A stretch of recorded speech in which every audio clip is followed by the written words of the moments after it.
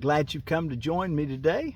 I'm Forgiveness Willie, or Miracle Willie, teaching forgiveness from the Ozarks, reading from A Course in Miracles this year, published by Foundation for Inner Peace, here on Sunday, January the 19th of 2025. Lesson 19, I am not alone in experiencing the effects of my thoughts. And I'll give you just a minute to do one of the practices that we're supposed to do today. We'll do one while we open and one when we close if we have time.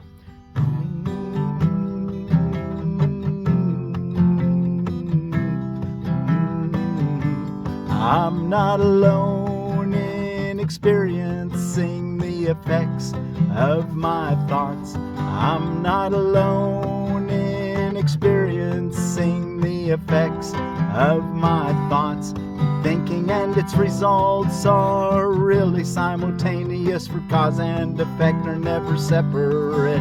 We are emphasizing the fact that minds are joined. There are no private thoughts. I am not alone in experiencing the effects of my thoughts. I'm not alone in experiencing the effects of my thoughts. I'm not alone in experiencing the effects of this thought about, and you name it.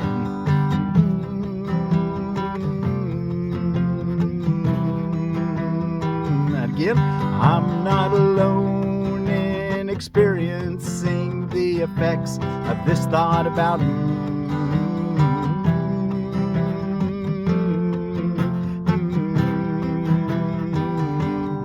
I'm not alone in experiencing the effects of this thought about.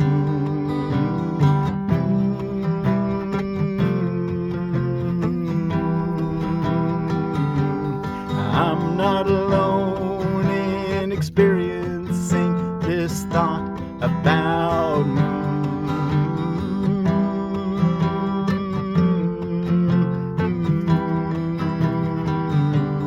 I'm not alone in experiencing this thought about. I'm not alone in experiencing this thought about.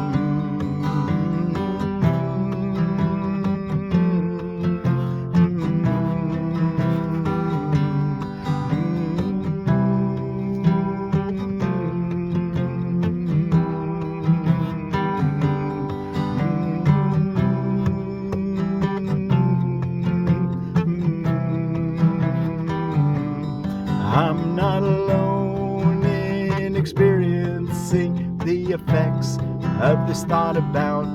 I'm not alone in experiencing this thought about.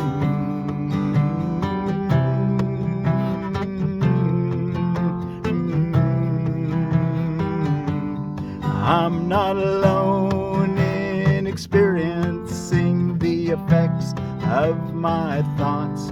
I'm not alone in experiencing the effects of my thoughts.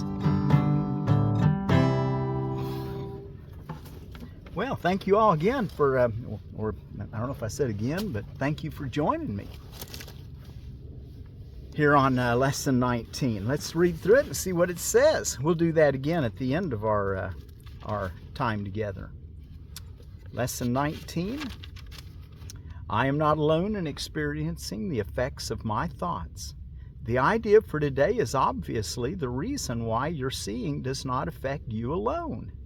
You will notice that at times the ideas related to thinking precede those related to perceiving, while at other times the order is reversed. The reason is that the order does not matter. Thinking and its results are really simultaneous, for cause and effect are never separate. Today we are again emphasizing the fact that minds are joined. This is rarely a wholly welcome idea at first, since it seems to carry with it an enormous sense of responsibility and may even be regarded as an invasion of privacy. Yet it is a fact that there are no private thoughts. Despite your initial resistance to this idea, you will yet understand that it must be true if salvation is possible at all. And salvation must be possible because it is the will of God. The minute or so of mind searching which today's exercises require is to be undertaken with eyes closed. The minute or so of mind searching which today's exercises require is to be undertaken with eyes closed. The idea for today is to be repeated first, and then the mind should be carefully searched for thoughts it contains at that time. As you consider each one, name it in terms of the central person or theme it contains, and holding it in your mind as you do so, say, I am not alone in experiencing the effects of this thought about, and then name the thought. So we're going to take that's what we did there at the beginning. We'll do it again at the end. Take just a minute and do a little mind searching, and just see what you're thinking about, and know that I'm not alone in experiencing the effects of this thought about whatever. The requirement of as much indiscriminateness as possible in selecting subjects for the practice period should be quite familiar to you by now, and will no longer be repeated each day, although it will occasionally be included as a reminder. Do not forget, however, that random selection of subjects for all practice periods remains essential throughout.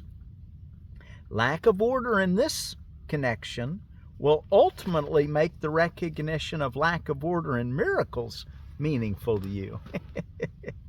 Apart from the as-needed application of today's idea, at least 3 practice periods are required, shortening the length of time involved if necessary.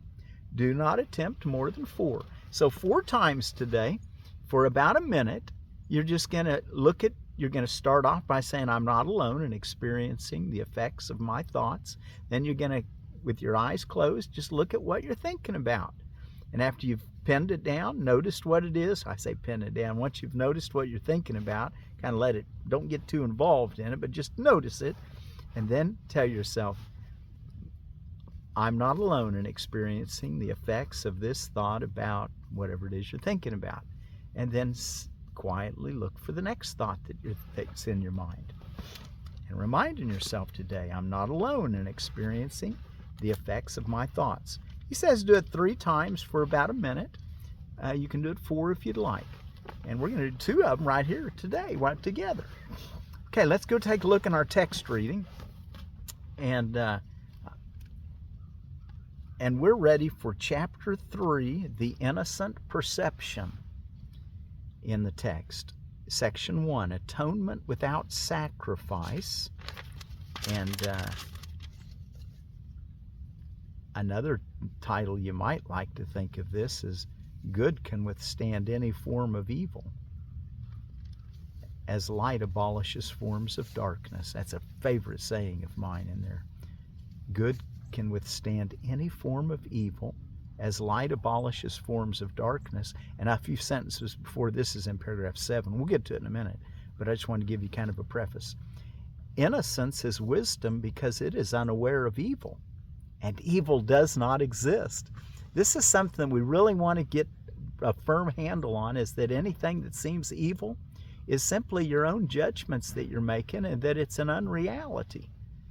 I know it's difficult to accept in the beginning, but you stick with it. He'll explain it, and you'll experience the reality of it. Chapter 3, the innocent perception. Now, section 1, the atonement without sacrifice. Paragraph 1. A further point must be perfectly clear before any residual fear still associated with miracles can disappear. The crucifixion did not establish the atonement. The resurrection did. Many sincere Christians have misunderstood this. No one who is free of the belief in scarcity could possibly make this mistake.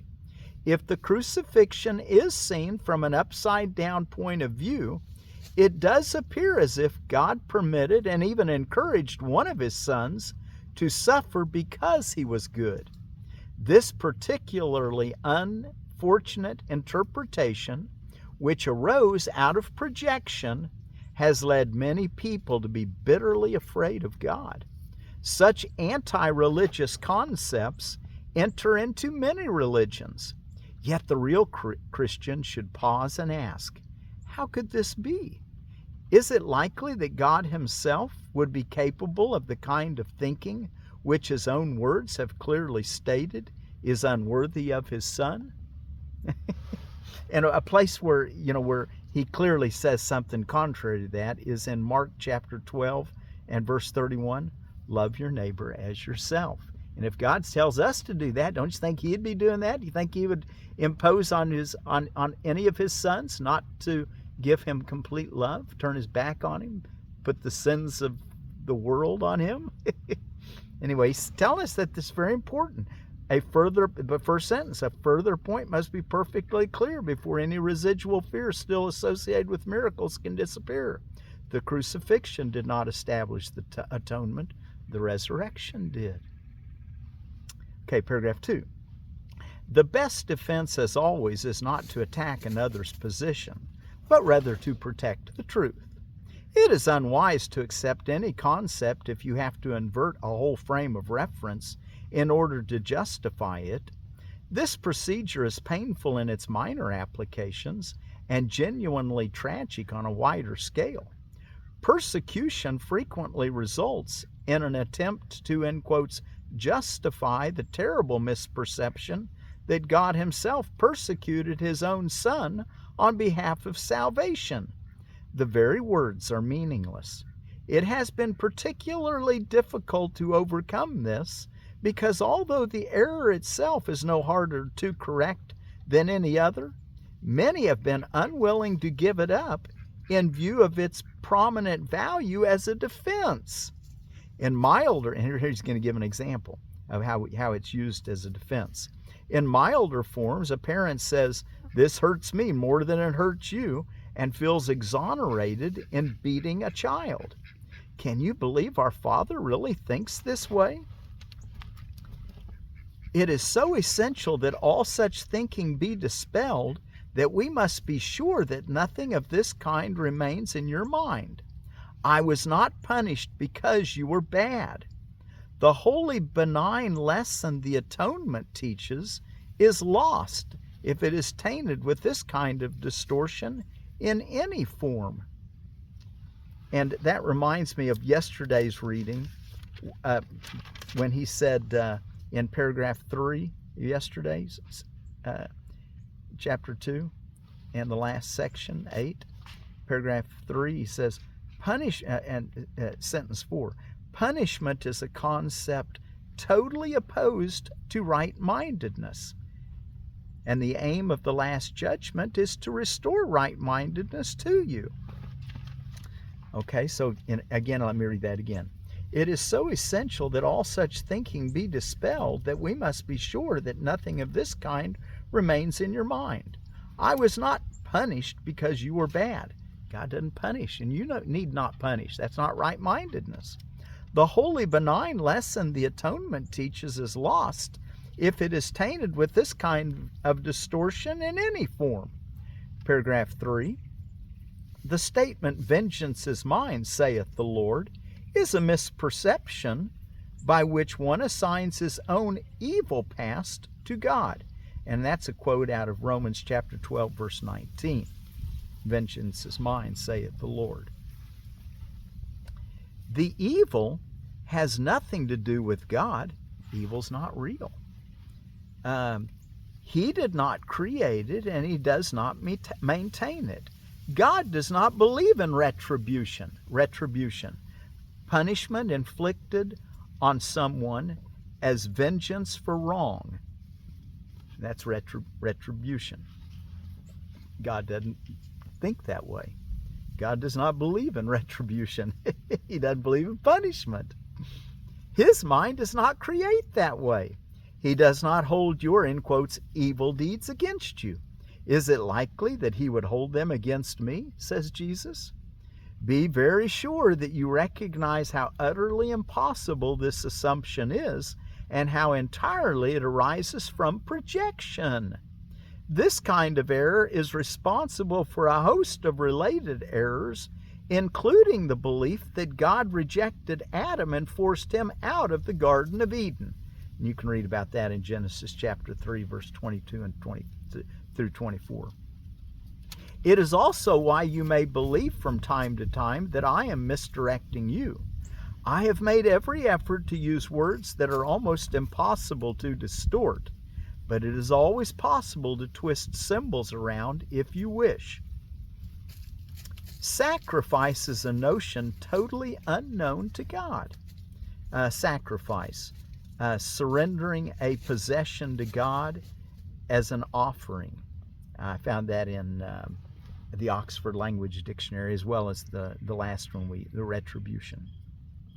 Sacrifice is a notion totally unknown to God.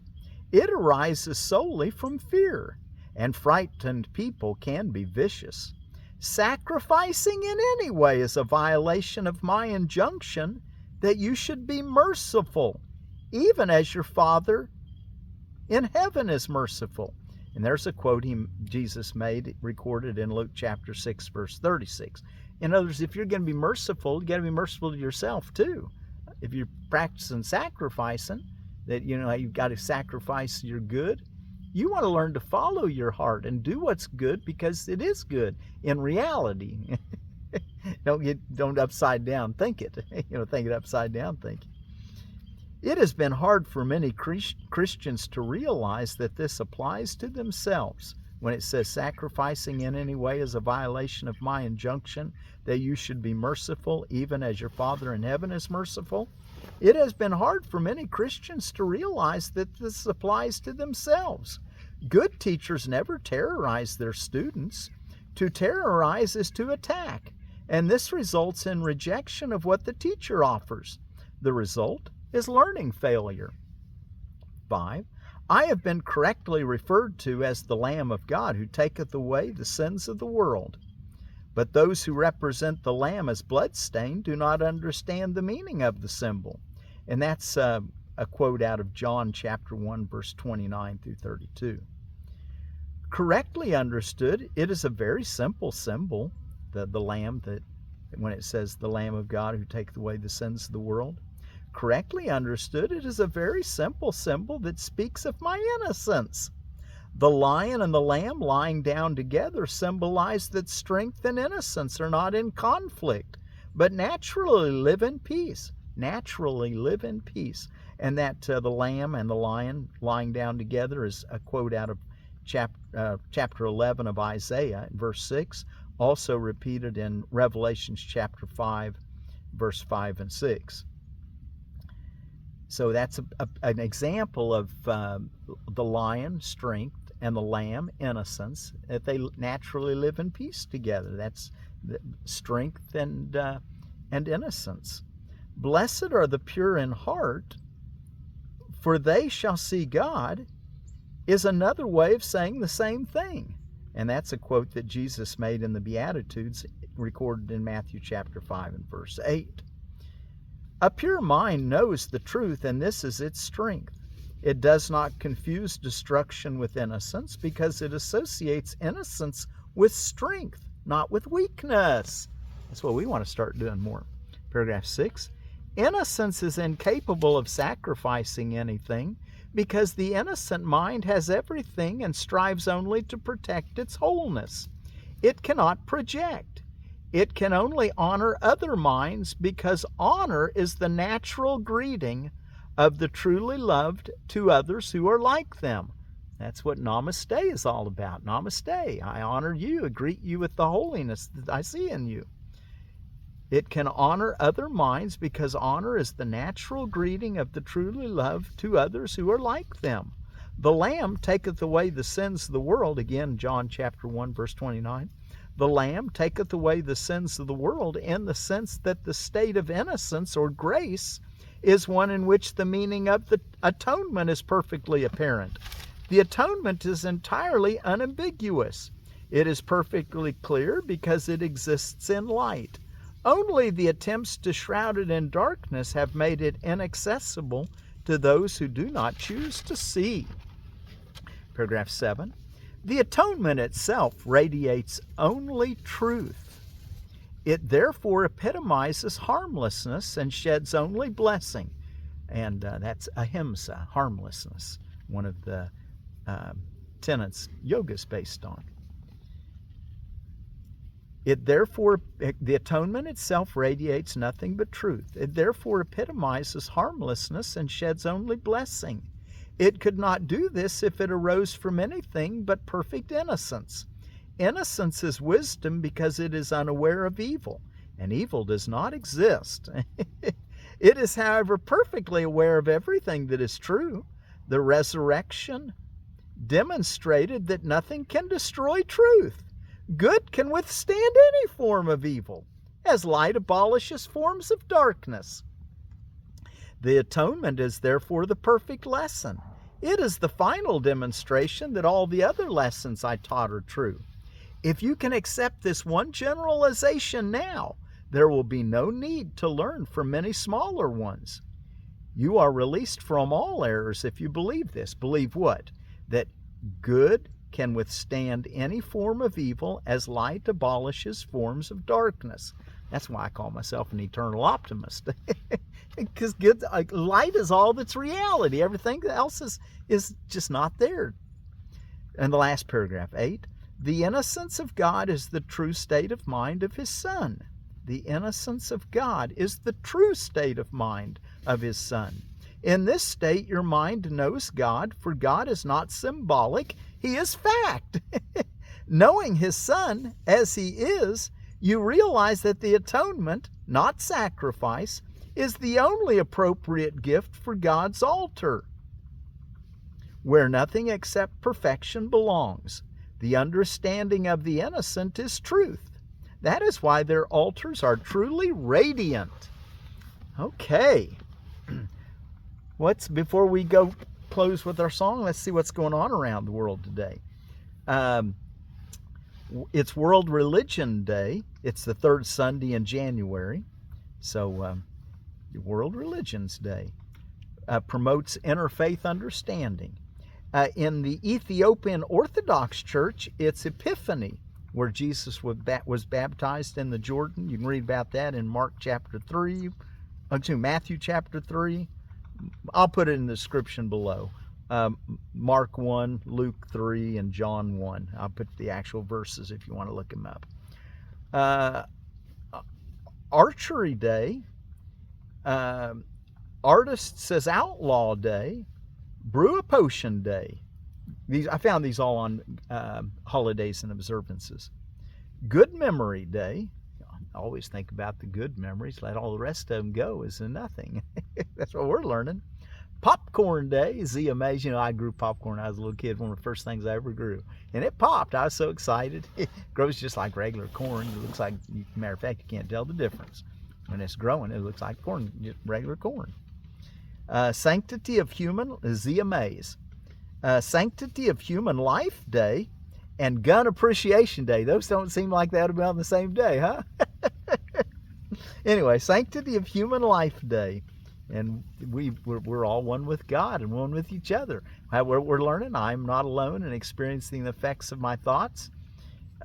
Thinking and its results are really simultaneous, for cause and effect are never separate.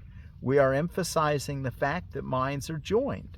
There are no private thoughts. Anyway, so we're kind of seeing that we're all connected with each other and God. New Friends Day. Maybe you make some new friends now that you're not so worried that evil's going to get you. What is not real? You can step out and help someone, be a friend, a new friend. New Friends Day. Tenderness Towards Existence Day. That sounds like a nice, being tender, gentle. It's the way, isn't it? World Day of Migrants and Refugees. Maybe you make a new friend of a migrant or a refugee. And World Quark Day, which quark, I'd look that one up. It's a kind of a cottage cheese, a fermented product. And then I've got out of Edible Landscaping the favorite or the Lyambimi pomegranate. Lyambimi is the Russian word for it. A lot of pomegranates were grown by this Dr. Levin in the USSR. Favorite Lyambimi pomegranate. Lyambimi, which translates from Russian to favorite in English, is another hardy Russian pomegranate variety. A promising selection even in protected areas of Zone 6. Medium-sized tree, it's really a bush, 4 to 6 feet tall. Space 8-10 foot circles. Self-fertile, Zone 7 through 9. And of course Zone 6 if you protect it, like on the south side. And it said that make sure it's pretty good size before you leave it out for a winter. Otherwise keep it inside if it's like in a quart jar size. And then let it be a little more hardy, but let it get more established, like a gallon size, before you'd set it out and leave it. Mulch good, about 3 inches of mulch. And they were talking about. It grows in a pH of, it's pretty able to withstand about any pH, but it likes slightly acid to neutral. 5.5 to 7 is what it actually said for pH. We're going to start trying to learn how to grow these different things and so that we can actually enjoy them with each other. Okay, let's see if we can practice our mind searching again. I'm not alone. Let's get it right. I'm not alone in experiencing the effects of my thoughts. I'm not alone in experiencing the effects of my thoughts. Thinking and its results are really simultaneous, for cause and effect are never separate. We are emphasizing the fact that minds are joined. There are no private thoughts. I'm not alone in experiencing the effects of my thoughts. Now, so look at our thoughts. I'm not alone in experiencing the effects of this thought about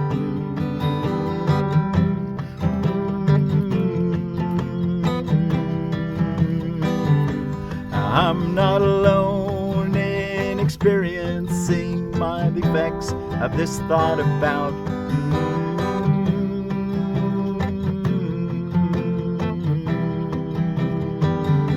I'm not alone in experiencing the effects of this thought about I'm not alone in experiencing the effects of this thought about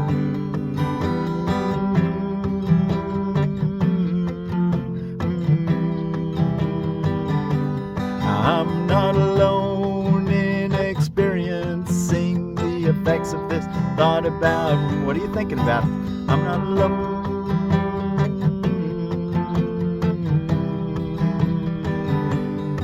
I'm not alone in experiencing the effects of this thought about.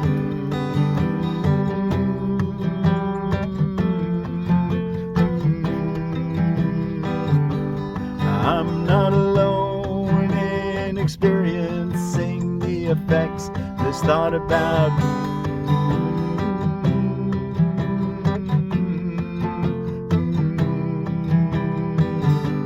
I'm not alone in experiencing the effects of my thoughts. I'm not alone in experiencing the effects of my thoughts.